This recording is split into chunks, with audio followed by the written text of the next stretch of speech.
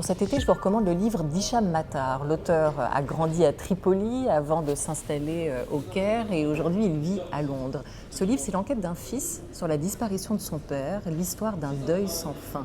Dissident politique opposant au régime de Kadhafi, Matar père s'était réfugié en Égypte avec sa famille où il sera par la suite enlevé. On est en gros au début des années 90 avant d'être jeté dans les geôles libyennes. La chute du régime de Kadhafi va faire renaître un espoir pour l'auteur. Ça va être l'ouverture presque tant attendue pour Hicham Matar pour tenter de retrouver la trace de son père.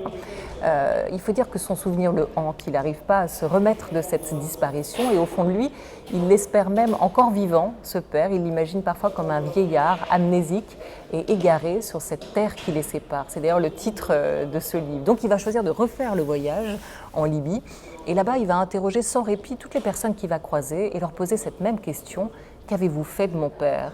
Pour ne pas se perdre, l'auteur va convoquer d'autres voyageurs désorientés comme lui, des figures de la littérature ou de la mythologie comme Télémaque ou encore Hamlet, des fils comme lui à la recherche de leur père. C'est un récit autobiographique où l'auteur va mêler des réflexions sur l'absence, sur l'exil, mais aussi sur le retour au pays, le retour dans cette Libye qui n'est plus du tout celle de son enfance, qui a beaucoup changé, un pays qui a depuis été meurtri par les guerres. Alors je peux même vous donner la fin du livre, parce qu'en vérité, Hicham Matar ne sait toujours pas ce qui est arrivé à son père, mais peu importe, c'est pas l'important dans ce récit, c'est vraiment un questionnement. L'auteur se demande comment vivre, comment survivre à la disparition d'un être cher, et vous allez voir au fil des lignes, au fil des pages de ce livre qu'écrire, c'est déjà un peu répondre à cette question.